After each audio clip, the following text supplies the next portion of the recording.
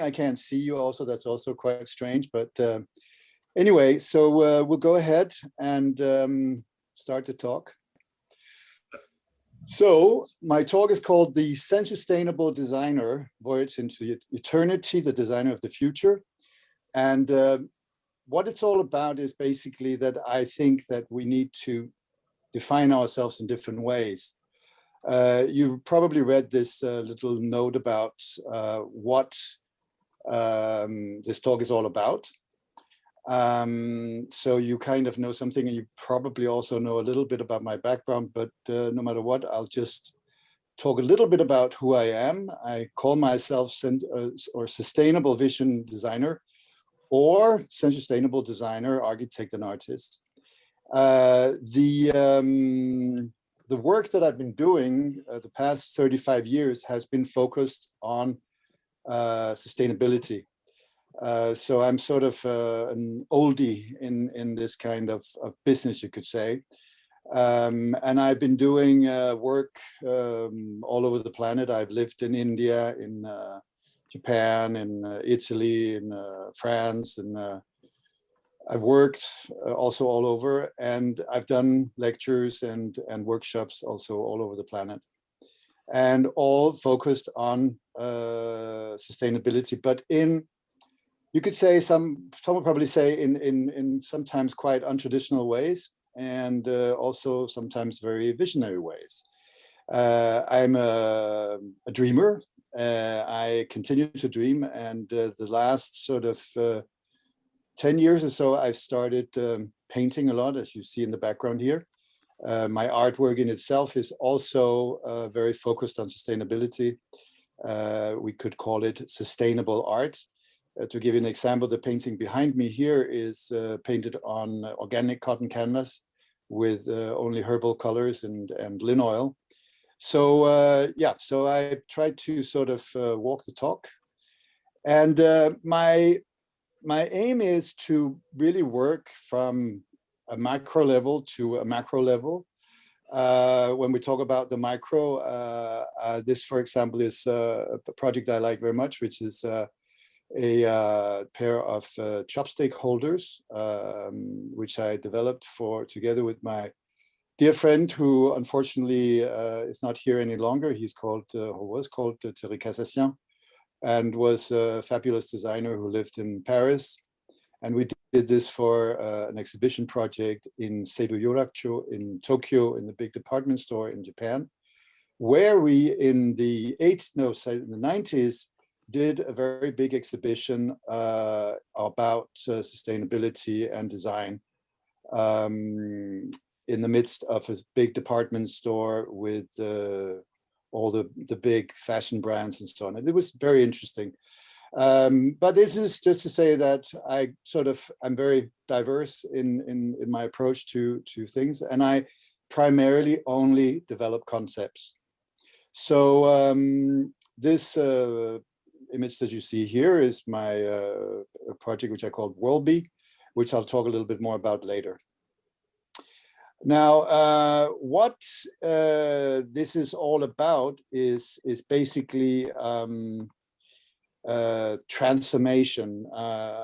What we need to do in the world today is to realize, you could say, that that designers of the future need to work in very different ways. And we have a little problem here. Oops, there we go. We basically need to create many more stories and dreams about, you could say, designing wellness, because it's quite interesting that the series is called Designing Wellness, because from my point of view, this is really what we have to do as designers. We have to make everything as beautiful and as good for humans, but also, of course, for nature. And the biggest problem that we're sort of facing today is maybe that we are not able to really understand the magnitude of, first of all, our power, but also about the system that we live in. So I always use this slide to talk a little bit about, to sort of put ourselves and our little world into a perspective. There are 10 times as many stars in the universe as there are sand grains on the planet. Maybe you know, maybe you don't know, but if you don't know, now you know. And I think this is a sort of a beautiful metaphor for seeing and understanding how big the whole thing is. It's also in today's world, for me, important to address that we are right now flying to Mars and doing all sorts of things, or we want to go to Mars, or some wants to go to Mars. But maybe we should sort of get things done here at home before. I think the planet and we as humans deserve that. So so this is also kind of saying, let's get things done well here before we start to invade the universe, and let's use our imagination and our capabilities in math and design and art to actually develop the world into a much more beautiful place than it is today. So therefore, sensustainability. Sensustainability is, of course, a fusion of two words, sensual and sustainability. And this is because I think we really do need a much more emotional, a much more sensual approach to sustainability today. Sustainability, if we want to really embrace it, has to become much more human, has to become, it's not numbers, it's not just about resources. It really is a lot more about, from my point of view, about emotional dimensions. And the most important is maybe this relationship to nature that we need to recreate. And this is where designers become very important. So from my point of view, sustainability is about a profound nature understanding and respect. I will, by the way, these are headlines that I will go through. So I'm just running through this right now. This is what I'm going to talk about afterwards. 1000 Why means 1,000-year scenarios, eternity thinking, eternal cycles. Appropriate and eclectic aesthetics, I will talk about as well. Appropriate technology, I'll talk about as well. Micro-living and conscious holistic Epicureans, and a lot more. So first thing is this idea, profound nature understanding and respect, which is maybe the most important thing of what we need to do today. Let me give you an example of what this is all about. The planet is losing its skin, I say. Soil erosion is a huge problem, and we are running out of topsoil. The size of Belgium disappears every year. And by the year 2030, we will have a third of the agricultural land that we have today. Now, why is this important for designers? Well, it's important because we can do projects. We can do projects that supports the recreation of the skin of the planet. So this is an example. This is the compost toilet tower, it's called. This is a concept which partly has been developed. And it's a very old concept that I've been working on with engineers and many others. It actually is what you see here on this slide here. It is not the same project, but it is a sort of a part of an experimentation that I did 30 years ago, actually.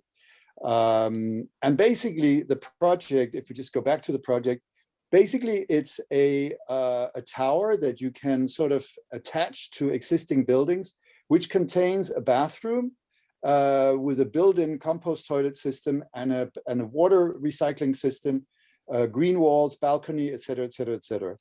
Now, why do you do things like this? Well, you do this in Denmark, where I live, primarily because we are still renovating our urban spaces, and we are still trying to make buildings a lot more sustainable.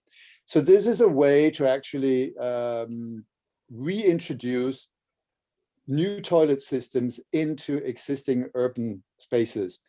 And I could talk a lot more about this, and you can also see on my website more about this as well. But it's just to say, we can do things as designers. It's possible to actually be part of the solution rather than being part of the problem. So 1000Y eternity thinking. 1000Y stands for 1,000 years. I propose that we as designers need to take and understand the complexity of the world much more into our projects. This is a symbol that that you probably all know. It's the eternity symbol. And on one side you have the biosphere, which is the planet. On the other side you have the technosphere, which is us. Now, in the ideal world, there is no waste. We know that that there is obviously today an awful lot of problems because there is an awful lot of waste. So our symbol, you could say, does not function today. We are trying to create projects and live in as sustainable ways as possible, but there is a long way to go. Now, to give you an example of what you can do as designers is, for example, considering a material such as hemp. Probably a lot of you know hemp already. You might know it for other purposes than the purposes I'm talking about here. But there are, without the medicinal purposes or the medicinal aspects of hemp, more than 50,000 uses of the hemp plants. Now, this is interesting in the sense that you can actually today choose to use materials made from hemp. In, for example, when we're talking about interior design, there is hemp oil paints, for example. There is materials, curtains. There are, for example, furniture material, et cetera, that are made from hemp. So you can do things again by being conscious about it, and at the same time, by understanding the complexity of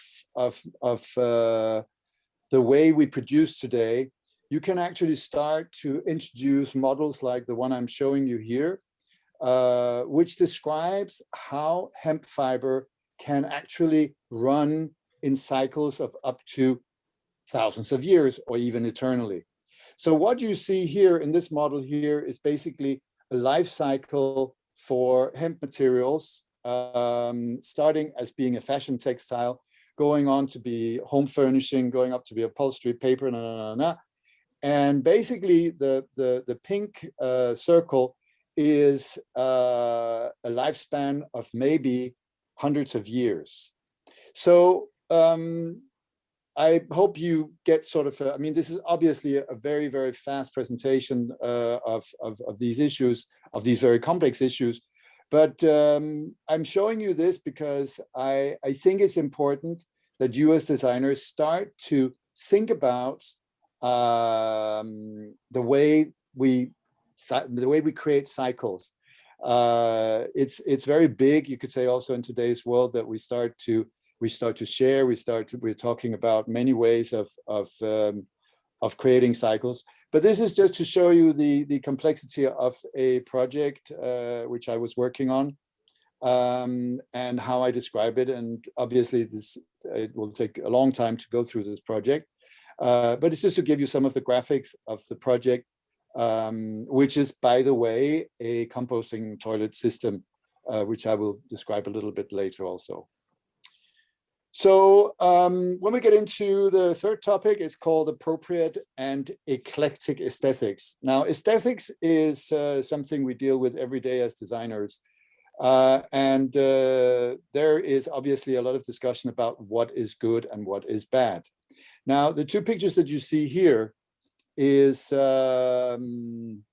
we all know it. We know the building at the right hand, and we probably, maybe you don't know the buildings at the left-hand side. That's from the island where I actually live here in Denmark. And it's a very beautiful, old, preserved town where things somehow function very well. because of a certain kind of aesthetics. The other building, which you see on the left, on the right hand side, ended up sort of like this. Bad aesthetics can kill. And you probably all know this, but how much do you really think about it also in terms of sustainability? If we don't design beautifully, we can, and if we design ugly sustainability, it won't work. And that's sort of my point in all of this. And appropriate and eclectic aesthetics can actually heal. You probably know this about, for example, there's a lot of actually scientific reports on hospitals where people actually heal better if they are in a room where they have a view to trees or to nature. This has sort of been scientifically proven. So integrating beauty is a very complicated discussion, because what is beauty, and it's also different from culture to culture. But from my point of view, if we dare to sort of put our emotional dimensions into our design and actually create things that we personally think are beautiful, very often it also happens so that other people think it's beautiful as well. So here, and I'd love to talk a lot more about this, because it's a topic that I really find super interesting, and I think it is very important that we as designers understand that there are no sort of invisible sides in what we do. Everything is visible. Everything has an effect. So the pictures that you see here are images of paths, for example, alleys and so on, where it's also important to make beautiful designs, and it's important for many reasons. So anyway, appropriate technology is the next topic, and appropriate technology is about, from my point of view, it's extremely important that we actually understand that what you see on the picture right now is happening. Like it or not. I'm not saying that this is what should happen. This is not necessarily my point of view, but nevertheless, I do know that we are starting to fusion technology with us as human beings. And even for sure in the lifetime of all you guys who are listening to this, you will experience some very dramatic and also very interesting, and probably maybe also very scary, but also very exciting possibilities with new technology, and how we integrate new technology into nature, into human beings. The important thing is that we understand that technology can and should be used for the purpose of helping us and helping the planet and nature as well. Technology for the sake of technology, I don't believe in. I'm giving you this example here of how appropriate technology could/should be used. A small problem: 2.6 billion people lack the access of adequate sanitation globally. This is a massive problem that some of you might know from your home countries. Here in Denmark, we don't really have this problem, but we have other problems. And in today's world where we have a pandemic, we also know that if you look at the picture down on the to the left, that open gutters, for example, are places in certain countries that actually can create new diseases, can create new pandemics. We do need to solve these issues and do it on a global scale, not just because it creates problems, but obviously also for human dignity and for the sake of nature. So designers, design is really about envisioning what we don't know we need in order to create a truly sustainable future. And exactly this whole topic of feces and human manure and so on is something which I've dealt a lot with because I find it super interesting. So I'll talk a little bit more about that later as well. Micro-living, how to live amazingly with a lot less, is also a very, very urgent matter that we need to deal with. this is how we could live. This is actually how I actually would prefer to live myself. I still live quite big, you could say, but I somehow am dreaming of creating my small houses and getting it done. I'm helping others doing it, but I haven't come this far myself, unfortunately. These are concepts of mine, which I've developed for various projects. The reason for micro-living is basically that we are becoming too many people on the planet. By 2030, there will be 10 billion humans who all will want a piece of the cake. Now, when you think about this, when you think about your own situation of what you want or how you are living, and imagine that everybody wants strawberries all year round, or everybody wants Coca-Cola all year round, and it has to be cold, etc., etc., etc. There are unfortunately limits to the amount of resources that we can use. So we have to find new ways of living and giving each other the possibility of living a good life, which is possible even with 10 billion people. Another thing that we have to think about is that diversity, the way we live together in today's world, is also very different from what it was before. Many of you might already even have experienced divorce. Many of you might also be living in gay relationships or in other kinds of relationships that are not what you could say normal in today's world. We shift a lot. And this is getting more and more something that actually affects the way that we design our houses today. And from my point of view, we need a lot more diversity in the way we design houses and a lot more flexibility. And this is again where micro-living comes into play. So our modern lifestyle requires massive uses of resources. Housing takes up a lot. We have to think of new ways of living the good life. And the good life can be lived in small units like this. And actually, when I show this to people who live in big houses, the first thing they say, wow, I would love to live this way. There's so much space at the same time as you don't have to, for example, clean or, well, you have to, but it's a lot easier. Now, I actually think that there's a lot of us who actually would like to scale down, or I know that there is a lot of us who wants to scale down. I'm not saying this just because I think it's important, but also because I actually happen to think it's fun. So future living is about blah, blah, blah, blah, blah. You can read about that later. We have to dream about micro houses, but the funny thing is that the reality actually is that the micro house dimension actually comes very often from old slums or neighborhoods that have been for very poor people. So just think about this, that the picture you see here is a neighborhood that was before for very poor people. Now it's for very rich people.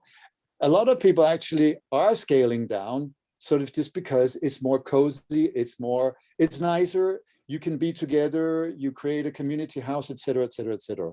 So again, designers have possibilities of proposing different ways of living. So the next time that you're being offered to design a ginormous big villa, maybe you should propose that it should be done in a completely different way and look into micro housing. WorldBe is the project I just showed you in the beginning, living structures for micro-living. Now, again, I can't go through talk a lot about WorldBe, but I do want to mention this as because it's again a different way of looking at the way we built our living structures or our cities of the future. I don't believe that the big cities are going to develop as much as many people think they are.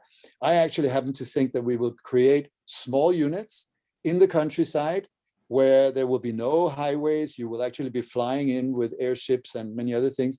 And there will be direct access up through these cities by, for example, big ramps. And this is something which actually is happening already in China, for example. There are skyscrapers that have been built in China where you have ramps that goes up through the building And this way you access the building in completely different ways. I personally believe we need to build taller buildings because it's a way of saving nature, basically. And we have the technology to build taller, and it gives us a lot of other possibilities that I think are interesting. The conscious, holistic Epicurean, the role models of the future, the sense-sustainable being. This is what you, from my point of view, should become. You should become the role models, and you should help others become role models to transform and change lifestyle. There is no way that we can continue to live the way we do. And therefore, let's try and see if we can, as designers, help to transform people into what I call conscious, holistic Epicureans. Basically, people who profoundly enjoy life, who think in holistic terms, and who are deeply conscious about how we live on our planet. But it has to be fun, it has to be exciting, it has to be sensual, emotional, etc., etc., etc. So I believe you can do this. And now I want to show you a couple of projects that I think makes sense, sensustainable sense, such as, for example, the picture that you see on your right, the rite of passage spaces, the eternal cycles manifested. This picture represents, it's actually, it's a picture of a friend of mine, but it's a picture of her after she has been cremated. But actually what you see, the white stuff on the bottom of the water are the leftover of the bones of the cremated person. And this is my funeral that I designed for her. I'm taking up this topic because I happen to believe that it's extremely important that we look into the way that we are doing our rituals in today's world. We are using colossal amount of resources on, for example, things like funerals and the way we depart from here. Especially the US, but also in the Latin countries actually, are using massive amounts of resources and creating enormous pollution problems. So therefore, we need to think in new ways. And again, this is a designer task, if you ask me. Architecture design today needs courage, and talking about departure time, this is a very interesting project, which is actually a way of composting dead bodies, human bodies. So actually what you see here is a kind of churchyard or cemetery or whatever we want to call it, but a temporary one. What you do is that you put your bodies into these or into these boxes, and the bodies stay there for, I think it's around a couple of weeks, and then it's completely decomposed. And you can take the earth and you can either grow new plants in it, or you can put it into an urn, or you can do whatever. But it's a way of dealing with an issue that we have to face, we have to become realistic about, because we cannot continue to waste resources the way we do on these matters. So I think this is a very beautiful project. I'm quite fascinated by this whole thing. What do you think this is? I showed this to Carol and she guessed it immediately, and you might guess it as well. It's the most humane and secure prison on the planet. This is in Denmark. Now, why am I showing this? This is well, I'm showing you this because I know that it's necessary that we treat also prisoners well, because otherwise we have people coming out at the other end who will continue to make crime and who continue to do bad things.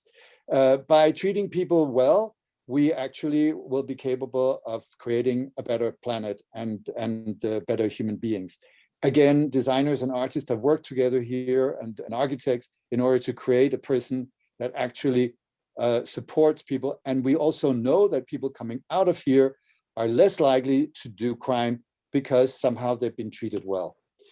What do you think this is? It's also to do with thinking in new and different ways. This is from Denmark, and it is actually the most humane kindergarten on the planet, maybe, well, at least in this part of the world. Kindergartens like this are extremely popular in Denmark, And it actually is a kindergarten in nature. The kids are in nature all year round, all day long. They don't really have a house to be in. They have nature to be in. They are dressed well.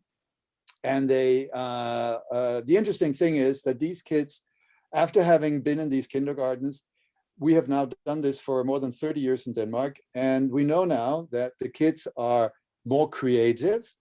They are less ill. They are basically has a better health. And they are generally smarter, and in all ways, they are, you could say, become better human beings by being allowed to be in nature the first 2, 3, 4 years of their childhood. They don't have toys; they play with things in nature, and it's a beautiful way, I think, of giving us the possibility of coming to live and understand nature. This project here, I won't go through because I don't have enough time. I actually don't know how much time I've got left, but you can look it up. By the way, I have to mention that you have on all the slides links. So when you see this afterwards, you can go back, you can use the links and go and see. This is a project from China.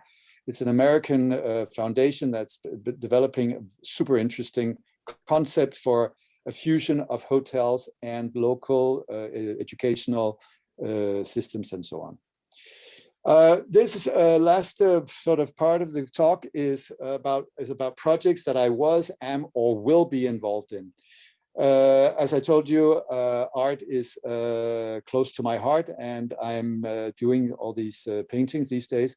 But the first project I want to talk to you about of my own project is actually, I showed the house earlier.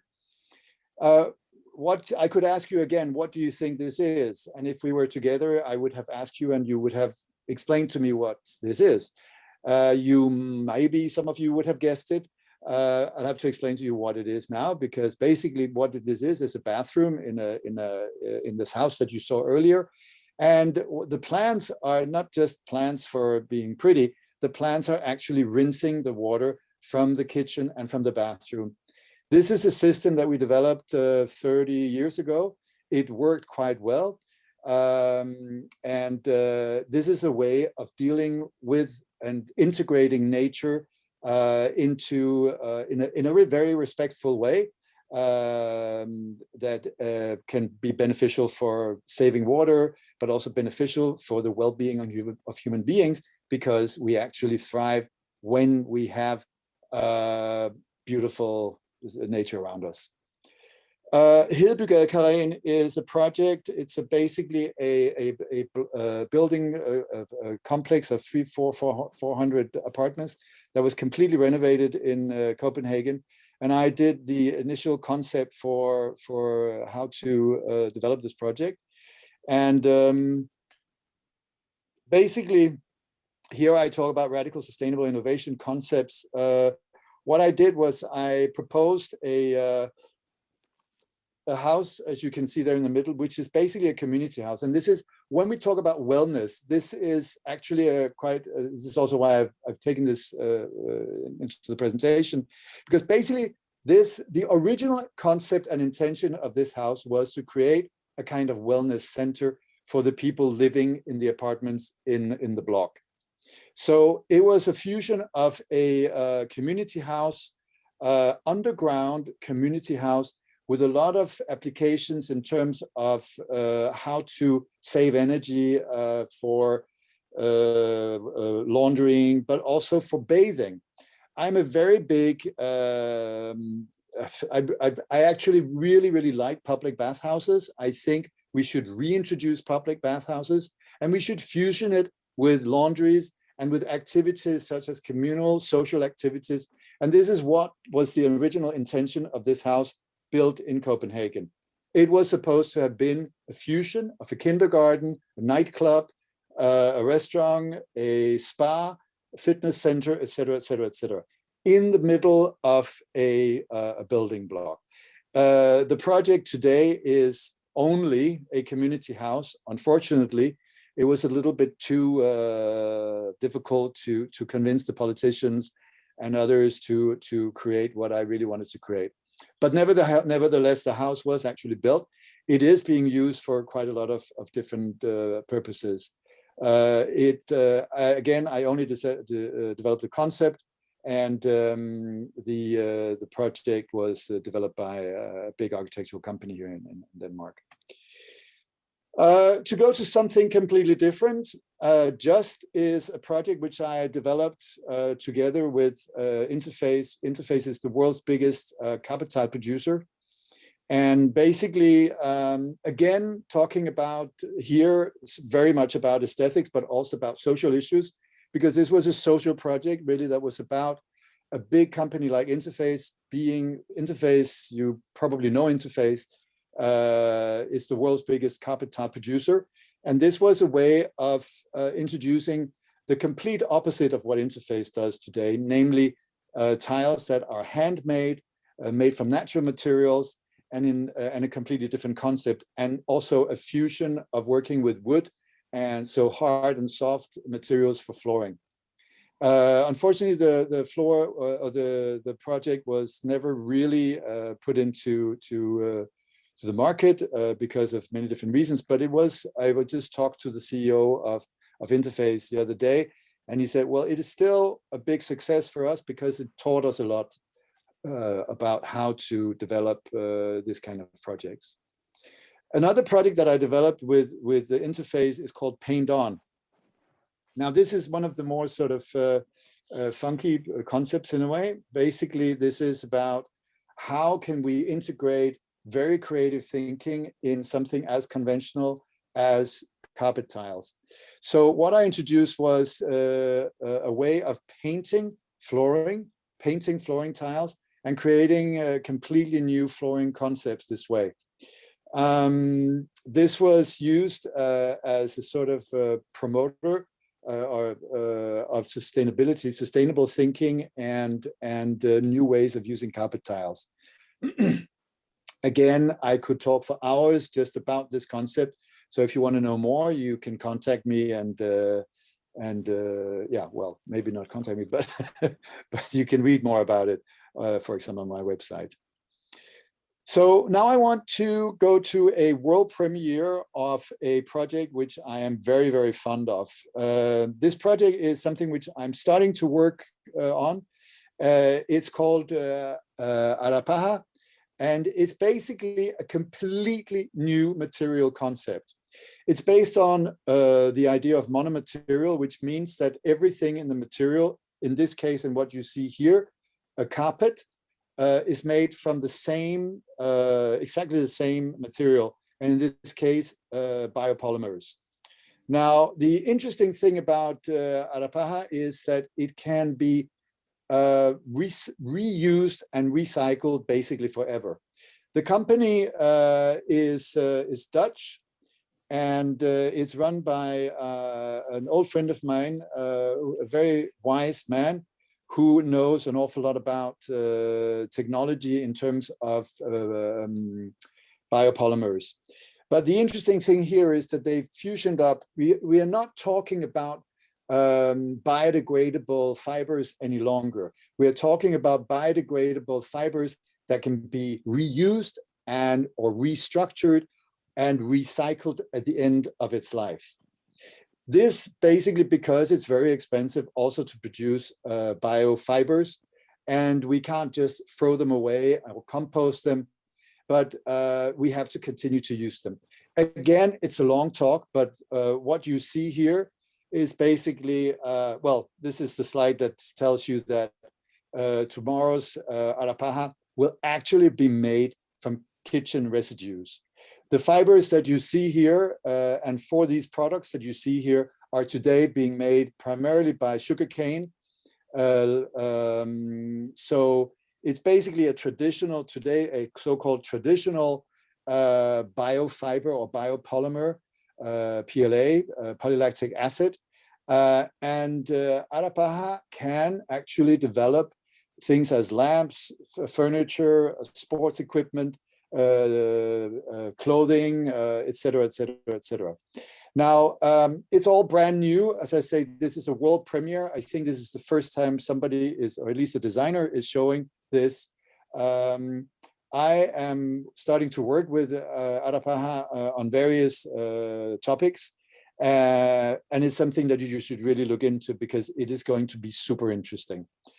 So basically, it's the first closed loop industrially made product material system where matter is being restructured on a molecular level and made into new original matter available again in the same or in similar matter formats. Sounds a little complicated. Basically, it's reusing the fiber when you can reuse it, it's recycling it when it's needed.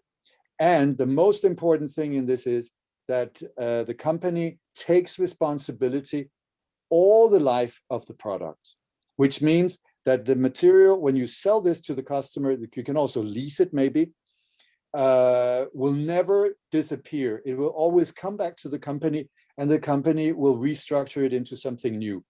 And as you maybe saw on the slide earlier, it will use 95% less energy of what you're using in traditional recycling processes.